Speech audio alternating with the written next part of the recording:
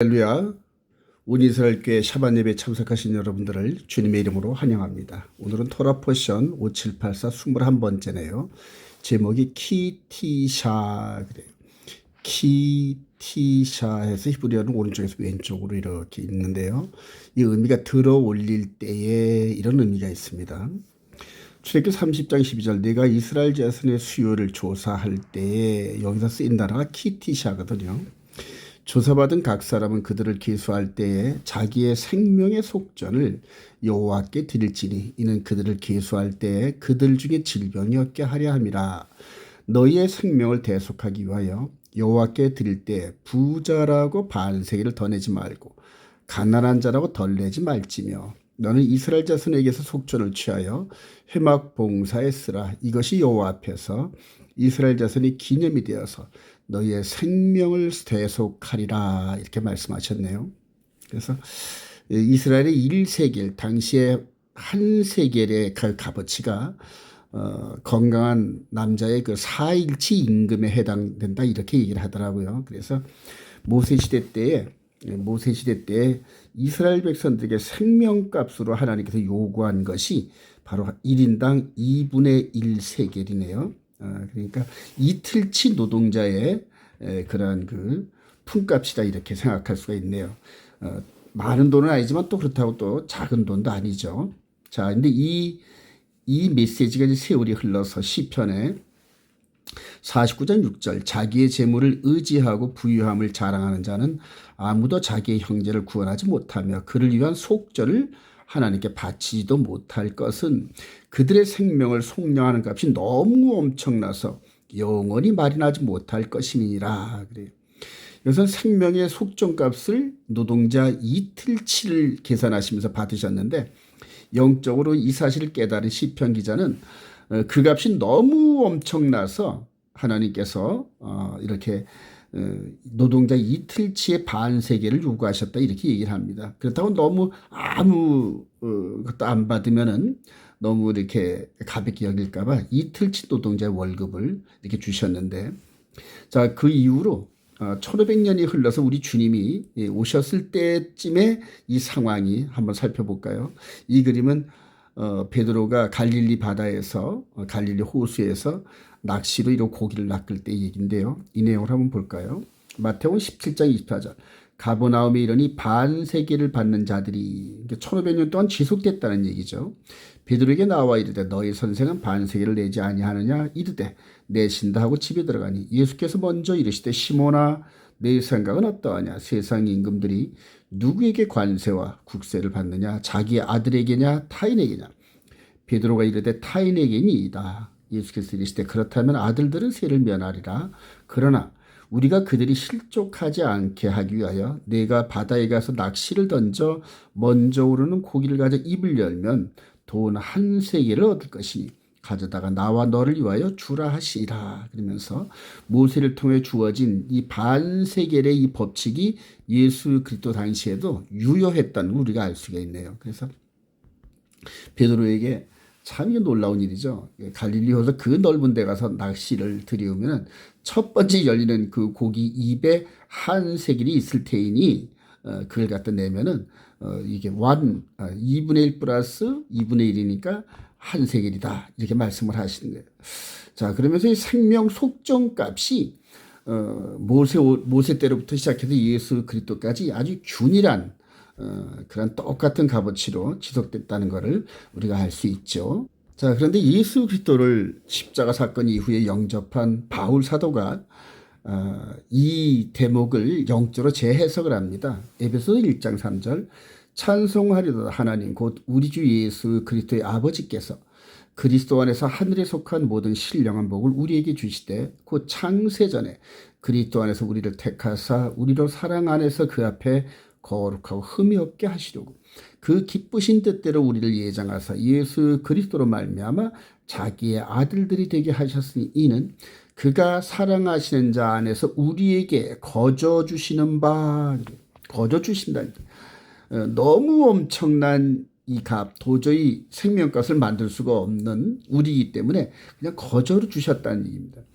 자, 그의 은혜의 영광을 찬송하게 하려 하는 것이라. 우리는 그리스도 안에서 그의 은혜의 풍성을 따라 그의 피로 말미암아 오직 그의 피로 말미암아 속량 곧 죄사함을 받았느니라. 생명값, 너희 생명을 대속하는 생명값, 속량값, 이게 이렇게 와서 예수 그리스도의 보혈의 피로 오직 예수 그리스도께서 십자가에 매달리신 이 피로서만 의롭게 된다. 이걸 이제 히브리어로 체다카 이렇게 얘기를 하는데요. 아브라함이 하늘의 별을 봐라 네 후손이 이렇게 많을 것이다 하는 그 하늘을 바라보면서 아멘 했습니다. 그게 창세기 15장 6절이죠. 이것을 하나님께서 그의 의로 여기사 체다카로 여기셨다 하는데 사실은 신학적으로 볼 때 아브라함이 그 하늘을 바라보면서 아멘 고백했던 것이 당신의 육신의 후손으로 오신 메시아의 이 피공로를 아멘으로 받았다는 그런 의미가 됩니다. 그래서 저와 여러분들도 아브라함과 똑같은 모습으로 그리스도 예수의 보혈의 피의 공로로 이렇게 우리가 의롭게 되면서 구원의 길로 들어선 겁니다. 하나님의 거룩한 백성이 돼서 구원의 길로 들어섰는데 이제부터 하나님의 거룩한 백성으로 우리가 살아내면서 마귀의 미혹과 마귀의 공격을 당당히 이기는 자가 되어서 천국 가는 여정에 들어서는 것입니다, 여러분. 자, 이렇게 해서 이 구원론에 대해서는 이 세대주의에 계신 분들은 여러 7세대를 나눠서 하나님께서 우리를 구원하시는 패턴이 각각 다르다 이렇게 신학적 결론을 낸 부분들이 있는데요. 성경은 그런 말을 안 하죠. 히브리서 13장 7절 하나님의 말씀을 너희에게 일러주고 너희를 인도하던 자들을 생각하며 이게 지도자들이죠. 그들의 행실의 결말을 주의하여 보고 그들의 믿음을 본받으라. 그러니까 분별하라는 얘기입니다. 사도행전에 보면은 베레아 사람들이 당시에 복음을 전하는 사람들도 다 유대인 출신들 예수 믿는 사람들이었는데 그들의 그 복음 전도 메시지 선포가 과연 성경과 맞는지 분별하기 위해서 성경을 연구하였다 하는 그 베레아 사람들을 아주 신사적이라 그러죠. 오늘날도 똑같습니다. 우리에게 말씀을 전해주는 선생들, 목사들, 이제 요즘은 이스라엘 독립해서 유대인 그룹들이 많은 말씀들을 전 세계에서 유튜브라는 기구를 통하여서 이렇게 전달을 하는데 그들의 믿음의 결말을 보고 그들의 메시지를 믿으라 이런 얘기거든요. 자, 예수 그리스도는 어제나 오늘이나 영원토록 동일하시라. 모세 시대 때나 2000년 전의 예수 그리스도의 초대교회 시대 때나 우리 주님께서 다시 오시는 이 재림 때나 똑같이 하나님의 구원론은 일관되다는 얘기입니다. 변하지 않는다는 얘기입니다. 그래서 우리가 옛사람의 그런 신앙의 그 족적, 그 발자취를 보면서 오늘날 우리들에게도 똑같이 적용할 수 있는 그 근간은 하나님은 어제나 오늘이나 영원토록 동일하시다 이 말씀을 믿기 때문에 그렇습니다. 그래서 앞으로 계시록에 주어지는 이런 여러 가지 우리 미래에 대한 여러 가지 이 논쟁거리 이런 모든 부분들을 말씀을 통하여 결론을 내는 그런 저와 여러분 되시길 소망합니다. 자, 출애굽기 31장 2절 이하에는 보이는 이 성소의 구성문들을 구하는 이렇게 만드는 일꾼들에게 하나님께서 영적인 성령의 기름 부음의 달란트를 주시는 구절들이 나와요. 출애굽기 31장 2절 이하에 내가 유다 지파 훌의 손자여 우리의 아들인 브살레를 지망하여 부르고 하나님의 영을 그에게 충만케 하여 그래요. 여러 가지 나무를 새겨 만들게 하리라 그러잖아요. 또 내가 또 단지파 아이사막의 아들 올리압을 세워 그와 함께하며 즉 하나님의 영을 주신다는 얘기예요. 지혜로운 마음이 있는 모든 자에게 내가 지혜를 주어 그들이 내가 네게 명령하도록 다 만들게 할지니 그렇게 해서 다 만들게 해주시겠다는 얘기예요. 그래서 무릇 내가 네게 명령한 대로 그들이 만들지니라 그랬어요. 자, 초대교회 당시에 이런 번제단이라든가 금으로 쳐서 만드는 메노라라든가 물두멍 이런 모든 것들이 아주 정교합니다. 하나님을 섬기는 제단에서 섬기는 그 기구들이 얼마나 정교하고 아름답겠습니까? 이런 것들을 손으로 만들어야 되는데 그게 우리 같은 사람들은 안 되지 않습니까? 하나님의 특별한 은혜와 손재주와 영감을 받은 이런 사람들이 이렇게 지명되어서 또 거기에 하나님께서 지혜의 성령의 기름 부음을 받아서 이렇게 만들었는데 오늘날 이스라엘 성전 재건위에 속해 있는 이런 분들이거든요. 이 메노라 만드는 과정인데 이런 분들이 이 구약으로 치면은 브살렐과 오홀리압이다 이렇게 생각할 수 있는데요. 근데 이제 여기에서 저와 여러분들이 아주 깊이 묵상해야 될 일들이 있습니다. 그것이 무엇이냐 하면은 이제 예수 그리스도 안에서 믿는 믿음은 이전에 모세의 율법 아래서 보이는 예법으로 믿었던 이런 거와 다르다는 얘기입니다. 그래서 저와 여러분들이 오늘날 이런 기구들이 필요가 없습니다. 이런 기구들의 그 의미가 우리 마음 안으로 들어와서 영적인 예배를 드리는 이 시대를 열어주셨는데요. 자, 우리 고린도서 12장 4절 은사는 여러 가지나 성령은 같고 또 직분은 여러 가지나 주는 같으며 또 사역은 여러 가지나 모든 것을 모든 사람 가운데 이루시는 하나님은 같으니 각 사람에게 성령을 나타내서 유익하게 하려 하심이라. 어떤 사람에게는 성령으로 말미암아 지혜의 말씀을, 어떤 사람에게는 같은 성령을 따라 지식의 말씀을, 다른 사람에게는 같은 성령으로 믿음을, 어떤 사람에게는 한 성령으로 병 고치는 은사를, 이렇게 각양각색의 은사를 주셨는데 이 모든 일은 같은 한 성령이 행하사 그의 뜻대로 각 사람에게 나누어 주시는 것이니라. 그러면서 손으로 만드는 이 브살렐과 오홀리압 같은 이런 보이는 물건을 만드는 이 지혜를 이제는 속사람 영의 몸의 시대를 열어서 성령의 지혜를 부어줘서 이렇게 은사를 주셔가지고 교회를 유익하게 하고 하나님의 거룩한 나라의 공동체들을 유익하게 하는 이런 비교할 수 없을 정도의 영적인 지혜를 주신다는 겁니다. 거기에 능력과 권세도 있고 하나님 나라를 우리 삶에 적용할 수 있는 그런 아주 정결한 거룩한 그런 이미지를 우리가 이렇게 개념을 선포하는 또 말씀 선포자로도 주시고요.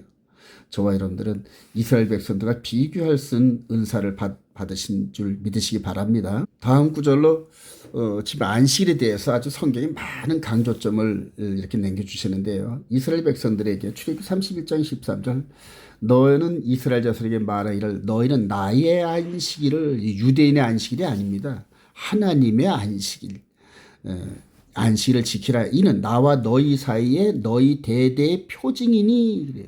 표징이란 그 단어가 쓰인 게 이제 오트라는 단어인데요. 이걸 파싱을 하면 이게 이제 전능자란 뜻입니다. 전능자.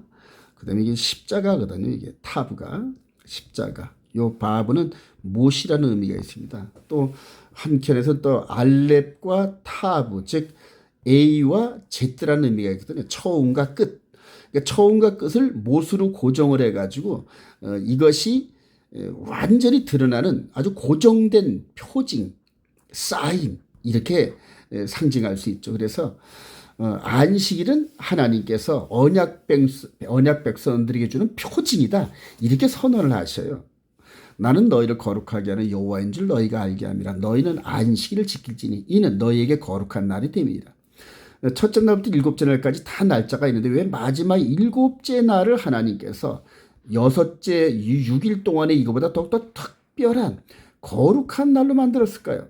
이 날은 하나님의 거룩한 백성들이 모여서 하나님께 예배를 드리기로 약속된 날이기 때문에 거룩한 날입니다. 우리가 사용하는 첫째 날부터 여섯째 날까지와는 다른 삶을 살아가는 하나님께 예배드리고 찬송하면서 온 우주를 창조하신 하나님을 영화롭게 하는 그날 예배로 약속된 날이거든요. 아주 너무 중요하죠.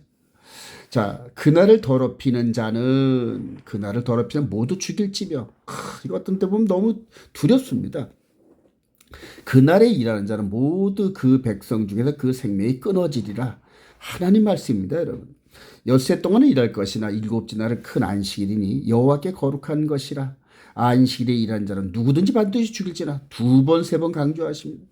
이스라엘 자손이 안식일을 지켜서 그것으로 대대로 영원한 언약을 삼을 것이니 이는 나와 이스라엘 자손의 사이에 영원한 표징이며 여호와가 엿새 동안의 천지를 창조하고 일곱째 날에 일을 마치고 쉬었음이라 하니라. 마치 결혼한 부부 사이에 외적으로 표현할 수 있는 결혼 반지를 끼워줌으로 말미암아 이렇게 헤어질 수 없는, 그리고 다른 사람이 절대 넘볼 수 없는 그러한 그 표징으로서 결혼 반지를 끼지 않습니까? 바로 하나님과 우리 사이에 언약을 맺은 이 언약을 맺은 가운데서 네 번째 계명인 이 안식일은 오트, 표징, 누구도 손댈 수 없는 표징이다 이렇게 얘기를 하시거든요.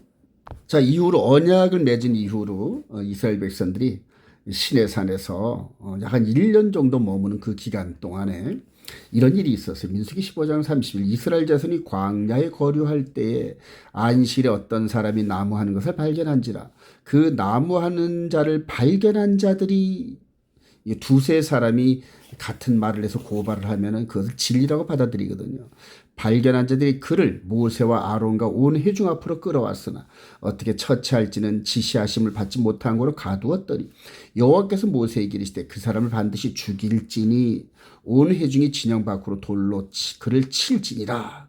온 회중이 곧 그를 진영 밖으로 끌어내고 돌로 그를 쳐 죽여서 여호와께서 모세에게 명령하신 대로 하니라. 안식일 어겼다고.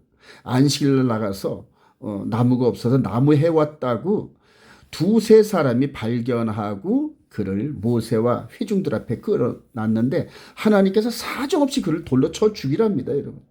너무 엄청난 그런 사건이죠. 자, 이것을 히브리서 기자가 이렇게 설명해요. 히브리서 10장 26절 우리가 진리를 아는 지식을 받은 후 진쥐죄를 범한즉 그래요. 고의로 지은 죄입니다. 알면서도 지은 죄지.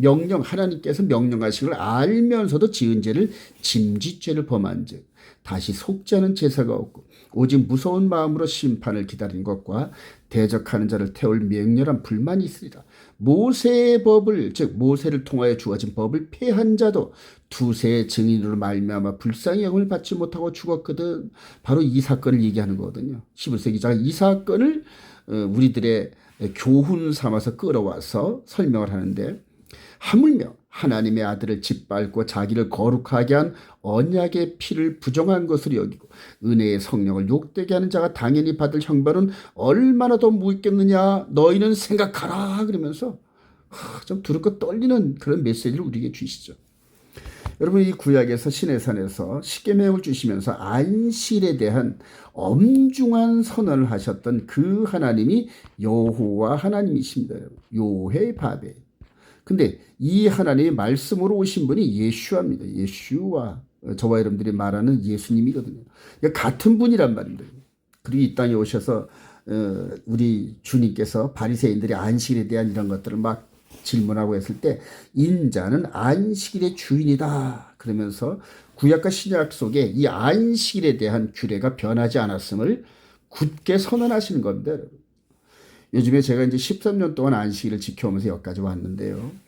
많은 분들이 안식일을 지키는 저를 이단이라 생각하고 또 어떤 분은 또 아주 신랄하면서 그러면 안식일을 지키면 구원에 이르냐? 이런 식으로 막 그 일요일을 섬기는 것을 그렇게 합당하게 만들려는 그런 모습으로 저를 신랄하는 이런 것들을 제가 많이 당했습니다. 그러나 하나님의 말씀은 묻지도 말고 따지지도 말고 순종하는 데서 진리를 깨닫게 됩니다. 여러분. 이 안식일날 예배드리는 것은 하나님과 생명줄이 연결되는 그런 날이거든요. 바로 이렇게 생명줄이 연결되는 그 날을 마귀는 그 날 때와 법을 바꾸는 이런 미혹, 이 괴계를 사용하면서 온 인류를 하나님과 멀어지게 하고 하나님과 원수되게 하는 이런 길로 이끌고 가고 있는 것을 여러분들 지금 깊이 느끼시기를 소망합니다. 자, 여기서 우리가 출애굽 여정 속에서 언약을 받았을 때 아론의 배교를 한번 볼까요? 아론의 배교는 금송아지 우상을 새기면서 계명과 절기를 변개시킨 그런 그 흐름인데요. 출애굽 32장 1절 백성이 모세가 산에서 내려오미 더딤을 보고 모여 백성이 아론에게 이르러 말하되 일어나라 우리를 위하여 우리를 인도할 신을 만들라. 두 번째 계명을 아주 정면 충돌하는 거죠. 이 모세 곧 우리를 애굽 땅에서 인도해낸 사람은 어찌 되었는지 알지 못합니다. 아론이 그들의 손에서 금고리를 받아 부어서 조각칼로 새겨 송아지 형상을 만드니. 사랑하신 여러분, 이 모세와 언약을 맺은 지 불과 며칠 되지도 않았어요. 며칠 되지도 않았는데 이런 식으로 배교를 합니다. 그들이 말할 이스라엘아 이는 너희를 애굽 땅에서 인도해낸 너희의 신이로다.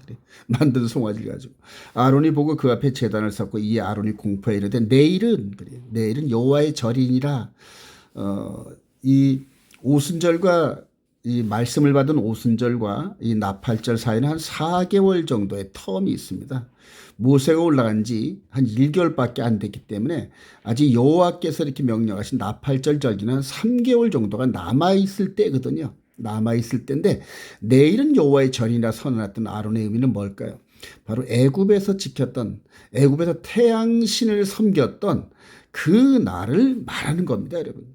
그러니까 시내산에서 하나님과 언약을 맺고 하나님의 불길이 위에 활활 타오르는 그런 가운데서 밑에서는 이렇게 태양신을 섬기는 그러한 모습으로 백성들이 변해가는 거죠. 한번 그림을 자세히 볼까요? 1차적으로 모세가 이렇게 시내산에서 언약을 맺고 두 돌판을 받기 위해서 올라간 그 사이에, 지도자가 올라간 사이에 아론과 그의 수하들이 금송아지 만들고 그리고 금송아지를 세워놓으면서 바로 하나님 산 밑에서 지금 이러고 있는 겁니다, 여러분. 한마디로 말해서 하나님께서 얼마나 기가 차시겠어요, 여러분. 모세가 입산한 이후에 배교하는 광야교회. 여러분 이 성경 구절을 읽을 때 저와 여러분들 마음의 옷깃을 조이시기 바랍니다. 저와 여러분들도 그와 똑같은 일을 저질렀습니다. 자, 한번 볼까요? 우리 주님께서 하늘로 승천하셔서 지금 대제사장의 사역을 감당하셔요. 이 땅에 안 계시죠, 우리 주님께서. 그런 가운데 기독교 2000년 동안에 대표적으로 한 일들이 로마 교황이 여호와의 절기를 바꾸고 계명을 바꾸는 일입니다, 여러분. 이 로마 카톨릭의 계명 한번 볼까요? 첫째, 하나님의 신 천주를 흠숭하라, 천지 이름을 헛되이 부르지 말라 이러면서 두 번째 계명인 우상을 만들어 절하지 말라, 이거를 폐기 처분한 그 교단이 가톨릭 교단입니다, 여러분. 주일을, 일요일을 거룩히 지내라가 세 번째 날이죠. 예, 그러면서 하나님의 말씀을 완전히 아주 조각조각 냈습니다. 그리고 이제 하나가 빠지고 나니까 10번째 계명인 탐내지 말라를 남의 아내 탐내지 말라, 남의 재물 탐내지 말라 해서 둘로 나눠가지고 10개로 맞췄던 이런 교리를 갖고 있는 이 종교단체가 중세 1000년의 세월을 종교적 권세를 잡고 하늘과 땅에 있는 모든 권세를 휘두르면서 하나님을 대적했던 세력들이고 500년 전 1517년 종교기 루터 이후로 칼빈이라도 여러 종교 개혁자들에 의해서 개신교가 이 로마 카톨릭에서 빠져나왔는데 오늘날 주님이 가까이 오시는 이때에 다시 연합을 하는, 이제 그걸 WCC라는데 다시 연합을 하면서 개신교가 나름대로 계명을 회복을 하려고 애를 썼는데 문자는 맞췄는데 여기서 안식일을 기억하여 거룩히 지키라 이 부분이 첫째 날 일요일로 바꿔버렸습니다. 그래서 7째 날 안식일을 첫째 날로 바꾸면서 그거에 대한 성경의 이런 주장을 우리 주님께서 오시기 전까지는 7째 날이 안식일이 맞았는데 우리 주님이 부활하신 날 이후로는, 즉 일요일 날 부활했기 때문에 우리는 부활 그 한 날을 기념하면서 안식일을 지킨다 해가지고 바꿔진 겁니다, 여러분. 이게 아주 인간의 생각으로 하나님의 말씀을 완전히 뒤집어 놓은 이런 현상이죠. 자, 베드로 사도는 바로 교회 시대를 시작하면서 말씀을 증거하는 가운데서 이런 것을 영적으로 느낍니다. 베드로후서 2장 1절. 그러나 백성 가운데 또한 거짓 선자들이 일어났었나니 이와 같이 너희 중에도 거짓 선생들이 있으리라. 그러면서 일어났었던 과거를 밑거름 삼아 앞으로 일어날 것이다 하고 미래를 조명하죠. 그들은 멸망하게 할 이단을 가만히 끌어들여 자기들을 사신 주를 부인하고 임박한 멸망을 스스로 취하는 자들이라. 여럿이 그들의 호색하는 것을 따르니 이로 말미암아 진리의 도가, 즉 계명을 말씀 하나님이 주신 언약의 핵심이 십계명 진리의 도가 비방을 받을 것이요 그들이 탐심으로서 지어낸 말을 가지고 너희로 이득을 삼으니 그들의 심판은 옛적부터 지체하지 아니하며 그들의 멸망은 잠들지 아니하리라. 여러분, 아론과 그의 그 배교하는 이 사람들 나무랄 거 없어요. 오늘날 바로 교회 시대에 이 유명하다는 목사님들이 대표적으로 하나님 말씀, 즉 7째 안식일을 첫째 날 일요일로 바꾸고 그리고 온 세계가 하나 되는 종교를 만드는 이런 과정에 앞장서고 있지 않습니까? 교단의 대표급 되는 분들이 교황 만나가지고 이렇게 악수하면서 완전 바알 우상 우두머리하고, 그리고 이제 이것도 모자라서 지금 연합하자 그래, 연합하자 그러지 않습니까? 그리고 우리 주님 오시기 직전에 전 세계가 연합할 겁니다. 그리고 이 안에 들어가지 않는 진실한 예수를 믿는 그러한 사람들을, 이 수많은 이 악한 자들이, 하나님을 배교한 이런 자들이 신실하게 믿는 하나님의 거룩한 백성들을 핍박하고 죽이는 게, 그게 짐승의 표 사건입니다, 여러분. 사랑하신 여러분, 영적인 눈을 굳게 뜨시길 소망합니다. 자, 이후로 이 열왕기 시대 때에 여로보암 왕이 결정적으로 이스라엘을 무너지게 하는 그런 일을 감당하죠. 솔로몬 왕 이후에 그다음에 남북 이스라엘로 갈렸잖아요. 열왕기상 12장 27절. 만일, 그래요. 여로보암 왕이 이제 생각하는, 만일 이 백성이 예루살렘에 있는 여호와의 성전에 제사를 드리고자 하여 올라가면 이 백성이 마음이 유다 왕 된 그들의 주 르호보암으로 돌아가서 나를 죽이고 유다의 왕 르호보암으로 돌아가려도 하고, 이에 계획하고 두 금송아지를 만들고 무리에게 말하기를, 너희가 다시는 예루살렘에 올라갈 것 없도다. 예루살렘에 성전이 있잖아요. 이스라엘에 있는 너희를 애국 땅에서 인도하여 올린 너희들의 신이라. 그러면서 한 700년 전에 아론이 배신했던 아론의 길을 따라가고 있죠. 그 두 개를 만들어서 하나는 베들에 두고 하나는 단에 두면서 북쪽 남쪽 경계선쯤에다가 이렇게 금송아지를 만들어 놓고, 그리고 또 33절에 그가 자기 마음대로 정한 달 곧 8째 달 15째 날로, 이게 바로 초막절인데 한 달 뒤로 이렇게 뒤로 밀어가지고 초막절을 만들었어요. 그래서 이스라엘 자손을 위해 절기로 정하고, 역사는 반복된다 그러죠. 아론이 했던 그런 그 배교를 700년 후쯤에 여로보암 왕이 동일하게 이렇게 합니다. 바로 이 왕이 이 정치적인 목적으로 이렇게 금송아지 만들고, 그리고 제사장들 지 맘대로 뭐 뽑고 해가지고 절기도 바꾸고 해가지고 이스라엘 백성들, 즉 북이스라엘을 통치했었습니다. 그로부터 한 200년도 못 돼서 아수르에 의해서 북이스라엘이 그냥 그대로 개 끌려가듯이 끌려갔습니다. 포로 돼가지고. 전부 다 하나님의 진노가 얼마나 컸던지, 이게 포위되고 있을 동안에 하나님께서 말씀하신 대로 자식을 삶아 먹는 이런 엄청난 그러한 그 욕을 당합니다. 그리고 또 마찬가지로 남방 유다도 한 150년 후쯤에 남방 유다도 똑같이 바알 따라가다가, 바알과 아세라 따라가다가 똑같이 바벨론에 의해서 포로가 돼가지고 끌려가는 이런 역사적 사실들. 그래서 이스라엘이 우상 숭배를 한과 동시에 하나님께서 말씀하신 대로 그 약속의 땅에서 추방되는 그런 역사적 아픔이 있는 게 전부 다 하나님 말씀을 떠났기 때문에 그런 것입니다. 사랑하신 여러분, 하나님의 진리의 말씀을 떠나가면은 마귀가 들어와서 왕노릇하면서 하나님의 말씀을 분별할 수 없는 그런 혼란한 마음을 줍니다. 자, 여기서 이제 우리가 이 신약 시대에 한번 같은 그림을 찾아볼까요?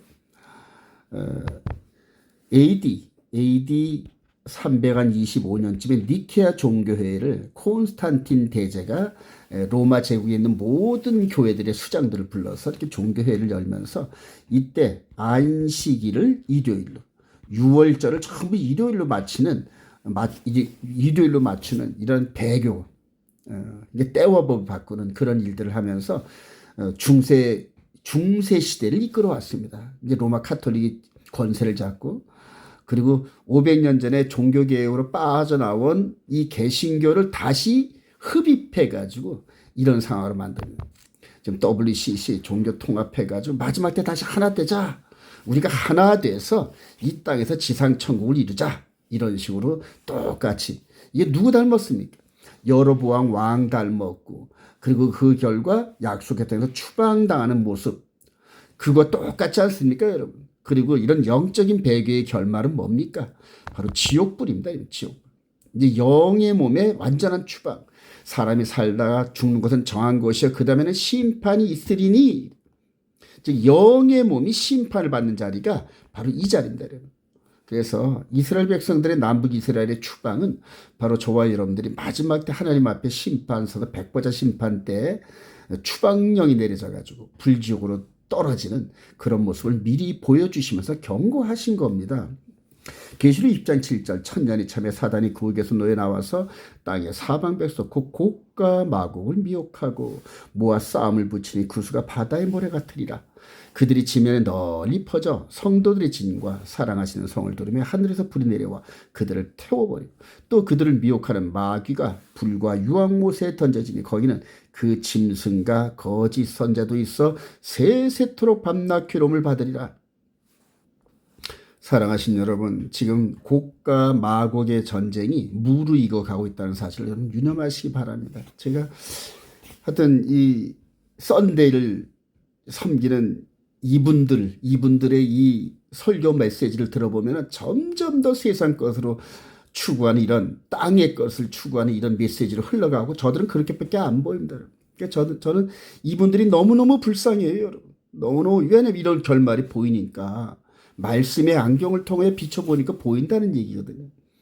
그러니까 메시지가 강할 수밖에 없잖아요. 에레미야 선지자의 그 글들 한번 읽어보세요. 얼마나 눈물을 흘리면서 악한 이스라엘의 배교를 보면서 그들을 향하여 그 하나님의 진노를 대신 표현한 이런 부분들이 너무나 안타까운데 이 마지막 때도 그와 똑같습니다, 여러분. 자, 하나님과 동행하려면 애굽의 즉 우상의 흔적을 없애라. 이게 배교하고 난 다음에 보실까요? 한번 이렇게 언약이 파악이 되고 3천 명이 현장에서 죽임을 당합니다, 여러분. 3천 명이. 그리고 나서 이제 몸에 붙은 애굽에 붙었던 모든 장식품을 폐기하라는 명령이 떨어지는데요. 한번 읽어볼까요? 출애굽기 33장 1절. 여호와께서 모세에게 이르시되 너희를 젖과 꿀이 흐르는 땅에 이르게 하거냐 나는 너희와 함께 올라가지 아니하리니 함께 안 간다니.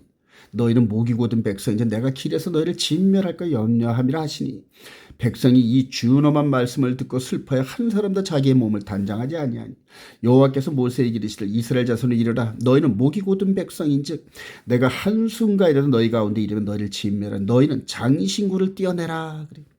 애굽에서 종교적 바알신을 섬기던 이런 여러 가지 장신구들을 몸에 주렁주렁 매달리고 있었죠. 6절 이스라엘 자손이 호렙산에부터 그들의 장신구를 떼어내니라. 이런 것들을 떼어내니까 그 다음부터 하나님께서 구름 기둥과 불 기둥으로 동행하시고 성막에서 동행하시는 이런 자비를 베풀어 주셨어요. 근데 이런 사건이 한 번만 일어난 게 아닙니다. 자, 우리 창세기 35장 3절을 보면은 즉 요때로부터 모세 때로부터 한 400년 전의 사건인데 야곱의 환란이라고 부르는데요. 35장 3절 우리가 일어나 베델로 올라가자 내 환난 날에 내게 응답하시며 내가 가는 길에서 나와 함께 하신 하나님께 내가 거기서 제단을 쌓으려 하노라 하며 그들이 자기 손에 있는 모든 이방 신상들과 자기 귀에 있는 귀고리들을 야곱에게 주는지라. 야곱이 그것들을 세겜 근처 상수리 나무 아래에 묻고 그래요. 하란 땅에 외삼촌 라반 집에서 있었던 20년 동안 있었던 그런 과정에서 바알과 아세라들을 섬겼거든요, 여러분. 드라빔을 섬기고. 근데 이런 이방 것들을 정리해야 정리하라 그러면서 바로 이 디나 사건 때문에 이런 엄청난 환란이 당했죠. 그래서 이제 이 베델로 막 도망가는 그림인데 베델로 야곱 보세요. 야곱이 그의 그 아들들과 함께 뒤에 쫓아올까봐 막 도망가는 이걸 야곱의 환란이래요. 그때와 똑같이 출애굽하는 여정에서도 즉 애굽 땅에서 약속의 땅으로 돌아오는 과정에 똑같은 사건들을 맞습니다. 그런데 이게 이제 그리스도 예수 안에서 저와 여러분들이 영적인 흐름으로 똑같은 상황을 맞는 게 지금 아까 말씀드린 것처럼 교회가 배교를 하고 바알신을 섬기고 그런데도 모르고 있어요. 양식 있는 몇몇 목사님들은 일요일이 바알신을 섬기던 날이라는 것을 로마 시대 때에 미트라 신 콘스탄틴 대제가 이 때와 법을 바꾸면서 안식일이 일요일로 바뀌었다는 이런 것들을 알아요, 목사님들이. 그럼에도 불구하고 일요일 예배에서 못 벗어납니다, 여러분. 벗어나지를 못해요. 현실적으로 어려우니 뭐니 하면서 저는 그분들이 너무너무나 안타깝습니다. 그 상태로 계속 가다가 우리 주님이 오시는 그날에 어떤 심판을 받을지 너무너무 가슴 아파요. 마지막 저와 여러분들이 이제 주님 오신 날이 가까운 이때에 계시록 18장 2절에 이렇게 성령이 외치며 힘찬 음소로 외치는데 무너졌도다 무너졌다 큰 성 바벨론이여 귀신의 처소와 각종 더러운 영이 모이는 곳과 각종 더럽고 가증한 새들이 모이는 곳이 되었도다. 그 음행의 진노의 포도주로 말미암아 만국이 무너졌고 또 땅의 왕들이 그와 더불어 음행하였으며 땅의 상인들도 그 사치의 세력으로 치부하였도다 하더라. 또 내가 들으니 하늘로부터 다른 음성이 나서 이르되 내 백성아 거기서 나와 그의 죄에 참여하지 말고 그가 받을 재앙들을 받지 말라. 그러면서 하늘에서 이 마지막 때 성령의 음성이 들려요. 이때 양식 있는 사람들은 이 말씀과 기도하다가 정말 진리를 이 내면의 거룩을 추구하는 그런 과정에서 현재 일요일 개신교 안에서 이루어지는 일들이 영적으로 도저히 견디지 못해서 추구하고 하다가 깨닫고 하나님의 계명을 회복하는 그런 과정에서 철저히 회개합니다. 철저히 회개합니다. 회개하다 보니까 하늘로부터 들리는 음성이 보이기 시작해요. 저기서부터 지성서부터 뚜벅뚜벅 걸어 나오실 준비하시는 그 주님께서 천사들을 미리 보내서 회개하라 회개하라 이렇게 외치시는데 영적으로 기가 막힌 수많은 영혼들이 그걸 듣지 못하고 그러나 소수의 사람들이 귀가 열리고 들려요. 하나님께서 말씀하신 소리가 들립니다. 그래서 내가 뭘 잘못했나요? 말씀을 또 기도하다가 보니까 하나님의 거룩한 계명을 어겼고 하나님께서 우리와 약속한 언약의 상징인 안식일을 패대기 치고 막 쓰레기통에 버려버리고 일요일 바알신을 따라갔던 그 죄가 가장 큰 죄였다는 것을 깨달으면서 샤반 예배로 돌아오는 사람들이 많이 있습니다. 지금 그래요. 그렇게 회개하면서 깨끗한 상수에서 야곱이 베델을 향하여 이스라엘 백성들이 가나안 땅을 향하여 가듯이 저와 여러분들이 우리 주님께서 약속하신 새하늘과 새 땅을 향하여 가는 여정에서 정말로 이 엄청난 개혁, 회개, 말씀 전쟁 있기를 소망합니다. 다음으로 시내산에서 우리 모세가 두 번째 말씀을 받고 내려올 때 얼굴에 광채가 난 모습이 있어요. 그리고 그것이 바로 재림 예수를 예표하는 그런 그림인데요. 출애굽기 34장 29절 이하에 모세가 그 증거의 두 판을 깨졌던 걸 다시 받아서 내려온 거죠. 모세의 손에 들고 시내산에서 내려오니 그 산에서 내려올 때 모세는 자기가 여호와의 말씀하였으로 말미암아 얼굴 푸비에 광채가 나나 깨닫지 못하였더라.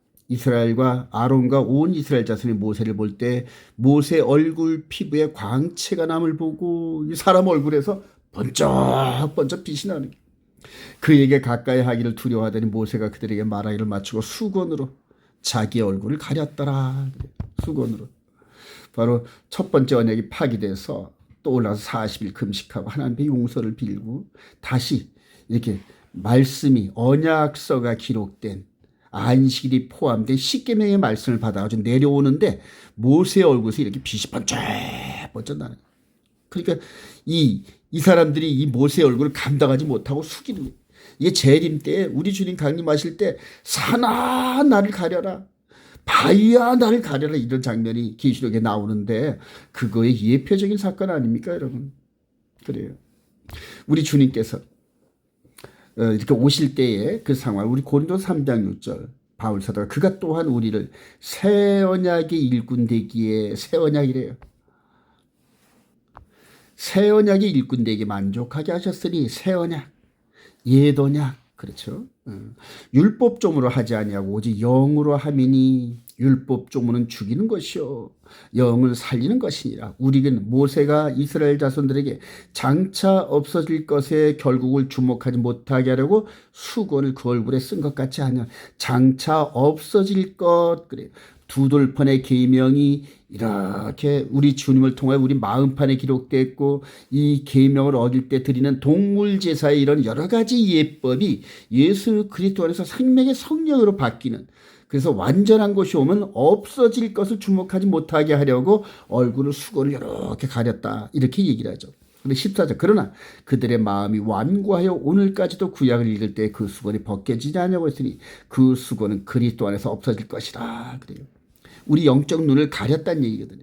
근데 예수 그리스도 안에서 예수를 나의 구주로 영접하고 성령님이 우리 가운데 임하셔서 우리 예수 그리스도와 언약을 맺은 그 언약의 내용인 십계명을 우리 마음판에 기록하시고 성령께서 우리를 그 길을 순종하면서 거룩의 여정을 이끌어가는 그것을 바라보면서 깨닫게 되는 거죠. 그러니까 수건을 벗고 보면 모든 구약의 사건들, 여러 부분과 여러 모양의 구속사가 마지막 우리 예수 그리스도로 이루어지는 영적인 사건들로 깨달아집니다, 여러분. 우리 주님께서 하늘로 올라가셨어요. 모세도 한번 내려왔다 올라갔다가 다시 내려오죠. 우리 주님께서 다시 내려올 때는 얼굴에 그 빛이 가득합니다. 그 장면을 바울 사도가 이렇게 선언합니다. 데살로니가후서 1장 6절.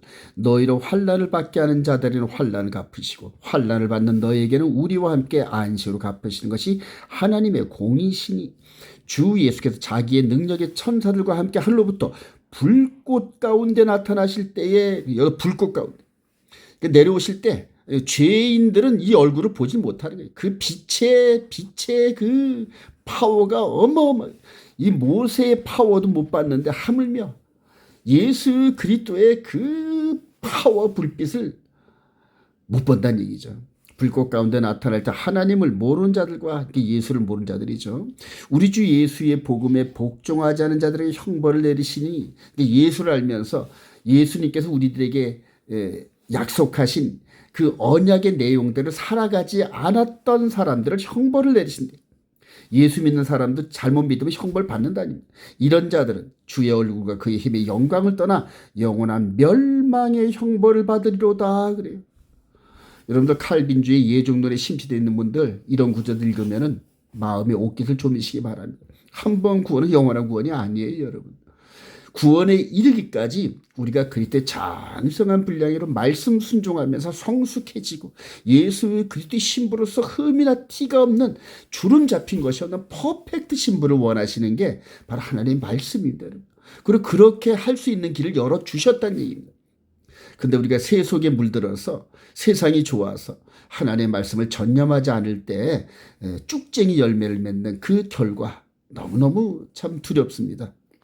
자, 결론입니다, 여러분. 저와 여러분들의 시대, 우리 예수님 당시에는 초대교회 때고 저와 여러분들 봐도 여기쯤에 있습니다. 여기 초대교회 때 성도들이고 2000년이 흘러서 2000년이 흘러 저와 여러분들은 어디 여기 와 있습니다, 여러분. 여기 와 있는데 자, 마태복음 24장 3절 예수께서 감람산에 앉으실 때 제자들이 조용히 와서 이르되 우리에게 이르소서 어느 때 이런 일이 있겠사 하며 또 주의 임하심과 세상 끝에는 무슨 징조가 있사오리까? 예수께서 대답하시되 너희가 사람의 미혹을 받지 않도록 주의하라. 많은 사람이 내 이름으로 와서 이르되 나는 그리스도라 하여 많은 사람을 미혹하리라. 이렇게 선언하시는데요. 이 장면에서 우리가 유념할 것은 우리 예수님의 사역 공생의 기약이 3년 반이죠. 3년 반을 마무리하면서 이렇게 말씀을 하시는 거고요. 그리고 장차 후 3년 반에 대적자 적그리스도가 등장하는 이 부분인데 여기는 다니엘서 7장 25절에 한 때와 두 때와 반 때, 즉 3년 반의 세월을 주신 것. 우리 주님과 같이 똑같이 3년 반을 주셨고 우리 계시록 13장에서도 42달 동안 일한다 그러잖아요. 그래서 전 3년 반과 후 3년 반이 이미 세팅된 사실을 우리가 정말로 이렇게 정말로 깨닫는 게 너무너무 중요합니다. 그럼 그 사이는 뭐냐? 바로 우리 주님의 전 3년 반과 마귀의 전 3년 반 사이에는 감추어진 이방인의 추수 기간이 있어요, 여러분. 이걸 이제 이방인의 시대라 합니다. 자, 누가복음 21장 20절에 우리 주님께서 지금 제자들을 향하여 가르치고 있는 중이죠. 너희가 예루살렘의 군대들에게 에워싸는 걸 보거든 그 멸망이 가까운 줄 알라. 그때 유대에 있는 자들은 산으로 도망갈 것이며 성내에 있는 자들은 나갈 것이며 초원에 있는 자들은 그리로 들어가지 말지어다. 이 날들은 기록된 모든 것을 이루는 징벌의 날이니라. 그날에는 아이벤 자들과 젖먹이들까지 화가 있으니 이는 땅의 큰 환난과 이 백성에게 진노가 있겠음이로다. 요까지요. 이 부분을 우리가 적용해 보면은 AD 70년에 우리 주님께서 경고하시고 난 다음에 40년 있다가 십자가 사건 40년 있다가 로마의 티토 장군이 와서 예루살렘 성을 함락하면서 이 말씀이 그대로 성취가 되었습니다. 1차적으로. 그래서 그들이 칼날에 죽임을 당하며 모든 이방에 사로잡혀 가겠고 예루살렘은 이방인의 때가 차가지 이방인의 발필이라 이렇게 선언하면서 이후로 이 말씀이 로마 지배하에 아까 말씀드린 것처럼 콘스탄틴 대제가 로마 교회와 야합을 하면서 하나님의 때와 법을, 즉 하나님의 거룩한 모에딤 여호와의 절기 때를 바꾸고, 그래서 안식일을 주일 일요일 예배로 바꾸고, 그다음에 6월절이나 이런 여호와의 절기를 전부 일요일에다 포커스를 맞추고 또 절기를 아예 지키지 못하게 하는 이런 역사적 만행들이 이루어졌습니다, 여러분. 이게 이제 바로 우리 주님께서 이방인에게 짓밟히겠다 이렇게 말씀하신 거거든요. 동시에 이 이방 2000년 역사 동안에는 추방당한 이스라엘 백성들이 전 세계를 유리방황하면서 온갖 고통을 당하던 그런 시기입니다. 황무해지는 거죠. 예. 자, 그런데 이제는 이제 저와 여러분들의 시대에 어느덧 제3성전이 지금 현재 모스크죠. 예루살렘 성전산에 모스크가 있고 바로 그 옆에다 제3성전을 수립하려고 하는데 지금 아주 초읽기에 들어갔습니다. 제3성전이. 제3성이 세워지기를. 자, 그때 이제 마태복음 24장 23절을 계속해서 그리스도가 여기 있다 혹 저기 있다 하여도 믿지 말라. 거짓 그리스도들과 거짓 선들이 일어나 큰 표적과 기사를 보여 할 수만 있다면 택하신 자들 미혹하리라. 즉 적그리스도가 등장하는 이 타임라인을 말씀하시는 겁니다. 2000년의 세월이 지나서 이방인의 충만한 시가 끝나갈 쯤에 다시 제3성전이 세워지고 그 성전에서 앉아서 내가 하나님이야, 내가 메시아야, 내가 그리스도라고 주장하는 이 666의 이름의 적그리스도가 등장하는 것을 지금 말씀하시는 거죠. 적그리스도가 등장하는. 바로 이 적그리스도가 등장하는 요 때가 시작되면 후 3년 반이 이루어지면서 이스라엘 백성들의 남은 기간 3년 반이 시작되고 그리고 그 3년 반이 차면은 우리 주님이 재림하시면서 이 적그리스도, 즉 마귀와 옛뱀 마귀 사탄을 완전히 지옥불로 이렇게 수장을 아주 그냥 불 속에 집어넣으시면서 역사는 끝나는 거거든요, 여러분. 근데 요때에 이제 거짓 그리스도들이 어마어마하게 튼 거예요. 즉 적그리스도들과 거짓 선자들. 26절에 그러면 사람들이 너희에게 말하되 보라 그리스도가 광야에 있다 해도 나가지 말고 보라 골방에 있다 해도 믿지 말라. 번개가 동편에서 나서 서편까지 번쩍인 같이 인자의 임함도 파루시아 재림도 그라이라. 재림도 그러면서 이 땅에서 공주를 끌어올리는 것도 동시에 그렇게 이루어진다는 거예요.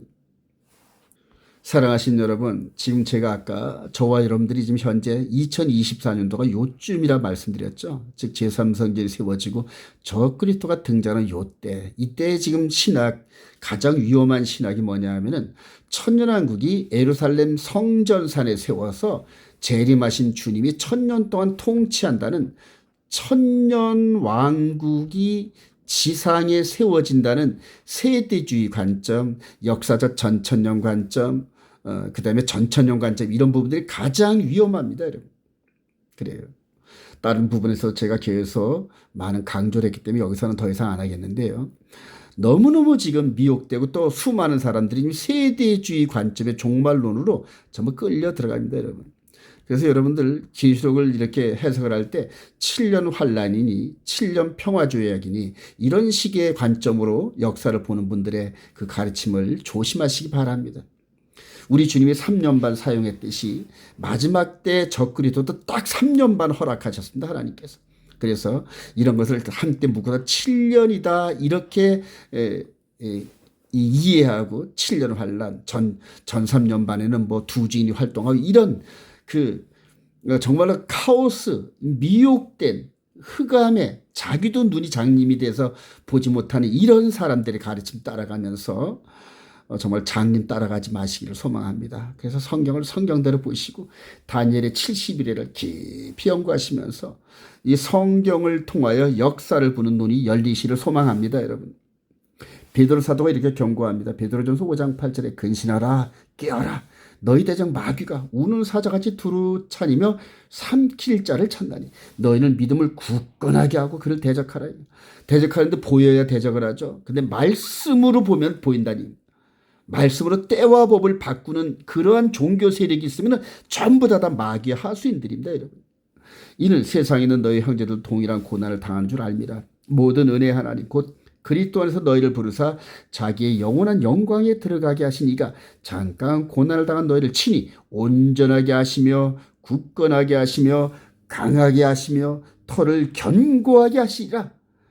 개념이 계속적으로 우리를 세팅하는데 영적인 이 영의 몸이 말씀의 전신갑주이면서 이 역사적인 사실들을 이쪽 관통하면서 전산년번에 우리 주님이 진짜 메시아로서의 사역을 감당하면서 우리로 하여금 새 언약의 일꾼이 되게 하셔서 이제는 우리가 장차 이 껍질, 육신의 껍질을 벗고 나면은 우리 주님과 같이 부활체 몸으로 아버지 나라에 갈 것을 확신하면서 말씀을 굳게 믿고 가는 그런 자들이 앞에 이 적그리스도 진영들이 철조망을 쳐놓고 장애물을 만들어 놓고 택한 자라도 미혹하려고 하는 이때에 베드로 사도의 이 권면대로 온전하고 굳건하고 강하고 털을 견고하게 하면서 권능이 두나미스 영적인 파워가 넘치는, 그래서 마귀의 진영을 그대로 핵폭발시키듯이 파괴하면서 영광의 주님을 재림주를 만나는, 그래서 휴거되는